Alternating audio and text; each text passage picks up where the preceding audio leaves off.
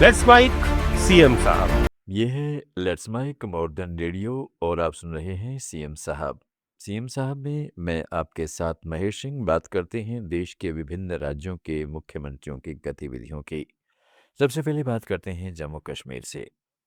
जम्मू कश्मीर के मुख्यमंत्री उमर अब्दुल्ला ने जीसीईटी जम्मू में आईआईटी खड़गपुर के सहयोग से इंजीनियरिंग टेक्नोलॉजी में उभरते और नए ट्रेंड्स पर आयोजित 11वीं नेशनल कॉन्फ्रेंस और एग्जीबिशन का उद्घाटन किया। इस मौके पर सीएम उमर अब्दुल्ला ने कहा है कि स्टार्टअप कल्चर बहुत जरूरी है। कई राज्यों ने पहले ही इस दिशा में शुरुआत कर दी थी। हम उस नज़रिए से थोड़ा पीछे हैं, लेकिन अब हम उनके अनुभव से सीख रहे हैं। उन्होंने जो गलतियां की उन्हें हम दोहराने वाले नहीं हैं। उन्होंने बताया कि 2024 में जम्मू कश्मीर सरकार ने स्टार्टअप पॉलिसी घोषित की थी और बजट में इसकी फंडिंग का प्रावधान भी किया गया है। सरकार एक मजबूत स्टार्टअप इकोसिस्टम विकसित करने की दिशा में पूरी कोशिश कर रही है। अब एक स्टार्टअप कल्चर होना बहुत ज़रूरी है। इसमें कोई मतलब छुपी बात नहीं है कि बहुत सी रियासतें जो हैं उन्होंने इससे पहले ही शुरुआत की। हम थोड़ा उनसे पीछे हैं, लेकिन चलिए, हमें उनके तजुर्बे से कुछ सीखने को मिलता है। और जो उन्होंने गलतियां की हैं, हमें उन गलतियों को दोहराने की ज़रूरत नहीं है। तभी जाके एक स्टार्टअप पॉलिसी का 2024 में ऐलान हुआ। उसके बाद फंडिंग के लिए जो है बजट्स में प्रोविज़न रखे गए और कोशिश की जा रही है कि एक इकोसिस्टम जो है स्टार्टअप्स के लिए यहाँ बने। उसी सिलसिले में यहाँ गवर्नमेंट कॉलेज इंजीनियरिंग टेक्नोलॉजी एक मांग आई कि यहाँ पे भी एक इंक्यूबेशन सेंटर होना चाहिए, जिस पे हम इस साल काम कर लेंगे। पश्चिम बंगाल के हुगली में उत्तर प्रदेश के मुख्यमंत्री योगी आदित्यनाथ ने कहा, जो बंगाल एक जमाने में अपनी संस्कृति के लिए जाना जाता था, आज उस बंगाल में ममता दीदी नाराज होती है जब जय श्री राम का नारा लगता है। पहले कांग्रेस, फिर कम्युनिस्टों और अब टीएमसी ने मिलकर बंगाल को कंगाल बना दिया है। यहाँ भारत की सनातन परंपरा के बारे में बोलने से रोका जाता है। उन्होंने कहा, ममता दीदी सड़कों पर नमाज पढ़ाती हैं और इफ्तारी की दावत कराती हैं। टीएमसी इस पर मौन है और इस मौन के खिलाफ आज पूरा बंगाल मुखर हो उठा है। बंगाल की धरा है जिसने जगदीश चंद्र बसु जैसा वैज्ञानिक दिया, सत्येंद्रनाथ बसु जैसा महान क्रांतिकारी दिया, जिसने बिपिन चंद्र पाल दिए और जिसने भारत के युवाओं की भुजाओं में एक नया ओज और तेज पैदा करने वाले नेताजी सुभाष चंद्र बोस जैसा महान नेता भारत को दिया। नेताजी ने कहा था, तुम मुझे खून दो, मैं तुम्हें आजादी दूंगा। बहनों और भाइयों, नेताजी भारत की आजादी के लिए भारत के युवाओं का आह्वान करते हैं। पूरे भारत का युवा एकत्र होकर के नेताजी के साथ चला था। ज्यादा समय तक ब्रिटिशर भारत को गुलाम नहीं बना पाए। भारत आजाद हुआ। ये वही धरा है जिसने 1857 में भारत के प्रथम स्वातंत्र समर की लौ जलाई थी।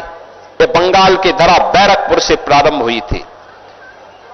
ये बंगाल की ही धरा है जिसमें खुदीराम बोस हंसते हंसते फांसी के फंदे पर चूम गए थे। और ये बंगाल की धरा है जिसने 1905 में बंगाल विभाजन का विरोध करते हुए स्वदेशी का नारा पूरे भारत को दिया था। पश्चिम बंगाल के हावड़ा में झारखंड के मुख्यमंत्री हेमंत सोरेन ने चुनावी प्रचार के दौरान भाजपा पर तीखा हमला बोला। उन्होंने कहा कि भाजपा के लोग क्या काम करते हैं, ये सब यही काम करते हैं कि चुनाव कैसे लड़ा जाए। इस देश में इनके पास कोई और काम नहीं है। ये लोग 24 घंटे सातों दिन बस चुनाव लड़ने का ही काम करते हैं। इसके अलावा ये और क्या करते हैं। मुख्यमंत्री हेमंत सोरेन ने आरोप लगाया कि भाजपा के पास विकास, शिक्षा, स्वास्थ्य या रोजगार जैसे मुद्दों पर कोई विजन नहीं है। उन्होंने कहा है कि भाजपा का एकमात्र काम चुनाव लड़ना और सत्ता हासिल करना है, जबकि उनके पास जनता के असली मुद्दों का कोई समाधान नहीं है। वो क्या काम करते हैं? यही काम करते हैं, चुनाव कैसे लड़ना है, बाकी कोई काम तो हो नहीं रहा है देश में। सिर्फ चुनाव ही लड़ने का ये 24/7 काम करते हैं, और करते क्या है? उत्तराखंड के मुख्यमंत्री पुष्कर सिंह धामी ने दिल्ली में केंद्रीय पेट्रोलियम और प्राकृतिक गैस मंत्री हरदीप सिंह पुरी से कर्तव्य भवन में मुलाकात की। मुलाकात के दौरान सीएम धामी ने उत्तराखंड की भौगोलिक स्थिति और प्राकृतिक आपदाओं के प्रति संवेदनशीलता को ध्यान में रखते हुए कई महत्वपूर्ण मुद्दों पर विस्तार से चर्चा की। मुख्यमंत्री ने विशेष रूप से चारधाम यात्रा को सुचारू, आसान और सुरक्षित बनाने के लिए केंद्र सरकार से अनुरोध किया कि अप्रैल से नवंबर तक चलने वाली इस यात्रा के दौरान कमर्शियल एलपीजी सिलेंडर की सप्लाई पहले की तरह 100% सुनिश्चित रखी जाए। मध्य प्रदेश के मुख्यमंत्री मोहन यादव ने नारी सशक्तिकरण को लेकर एक संवाद कार्यक्रम में महिलाओं की जिज्ञासाओं के जवाब दिए। इस दौरान सीएम मोहन यादव ने कांग्रेस पर तीखा हमला बोलते हुए कहा, कांग्रेस हमेशा से महिलाओं की प्रगति के विरोध की मानसिकता से काम करती रही है। मुख्यमंत्री ने कहा कि यह प्रसन्नता का विषय कि देश की बेटियां अब नारी शक्ति वंदन अधिनियम और महिला आरक्षण के प्रति पूरी तरह जागरूक हैं।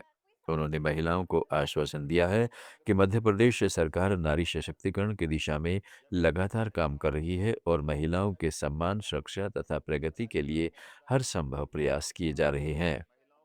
सर, अगर परमिशन हो तो एक क्वेश्चन पूछ सकती हूँ? जरूर पूछो। सर, हाँ, अभी जो कि रिजर्वेशन के ऊपर महिलाओं की बात चल रही है, मैं उसके बारे में जानना चाहूँगी। जो हम लोग बार बार उस चीज़ को डिले करते जा रहे हैं पार्लियामेंट में। मुझे पता है हमारे देश ने महिलाओं पे इतना भरोसा किया कि हमें पंचायती राज में एक जिम्मेदारी सौंपी गई। महिलाएं बहुत समय से सरपंच की भूमिका निभाती आ रही हैं, परंतु वो 15% कब 33% बन पाएगा, उस बारे में क्या मैं जान सकती हूँ, या कोई समय प्रणाली हम लोग अगर तय कर सके? कांग्रेस ने लंबा समय तक सरकार चला, जबकि महिलाओं के हक की लड़ाई तो आजादी के पहले चालू हो गई थी। राजा राम मोहन राय ने सती प्रथा के खिलाफ महिलाओं के पक्ष में लड़ाई लड़ी।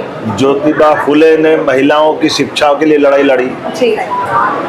डॉक्टर भीमराव अंबेडकर नारी समानता की लड़ाई लड़ी। लेकिन जब देश की आजादी मिल गई तो पहले प्रधानमंत्री कौन? जवाहरलाल नेहरू। किस पार्टी के थे? कांग्रेस के थे। उनने विरोध करा, जी, नहीं होने दिया। फिर उनकी बेटी प्रधानमंत्री बनी तो किसने विरोध किया? कांग्रेस ने। नेता कौन थी? इंदिरा गांधी। फिर उनके बेटे आए, राजीव गांधी। उनकी मेजोरिटी थी बहुत बड़ी, उन्होंने भी महिला आरक्षण दिया क्या? नहीं दिया। पार्टी रूल था ना उनका, फैमिली रूल था। बात समझ में आ गई ना? ये फैमिली ट्री नारी विरोधी है। देखा, नानाजी विरोधी, बेटी विरोधी, बेटा विरोधी।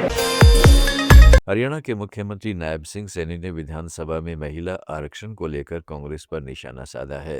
उन्होंने कहा है कि बदकिस्मती से कांग्रेस और उसके गठबंधन महिला आरक्षण बिल के खिलाफ थे और उनकी सोच एक साफ मैसेज है जो महिलाओं को उनके हक से दूर रखती है। कांग्रेस लोकसभा में महिलाओं के खिलाफ थी और अब इस हरियाणा विधानसभा में भी विपक्ष महिला आरक्षण पर चर्चा करने के लिए मौजूद नहीं है। विपक्ष को आज इस विधानसभा में महिला आरक्षण मामले पर चर्चा करने के लिए जरूर होना चाहिए था। मैं बस इतना कहना चाहता हूं कि अगर सपोर्ट नहीं तो कम से कम हम इस पर चर्चा तो कर ही सकते हैं।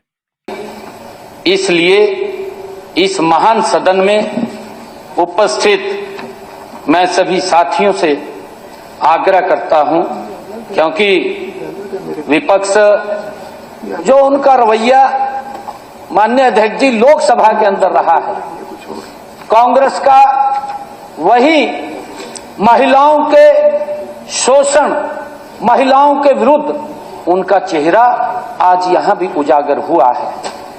माननीय अध्यक्ष जी, इतने हम आज जो ये प्रस्ताव लेकर के आए हैं, ये प्रस्ताव इसलिए लेकर के आए थे कि चलो कांग्रेस ने ऊपर स्तर के ऊपर गलती की है, कोई बात नहीं, क्योंकि ये विधानसभाओं के साथ भी जुड़ा हुआ है।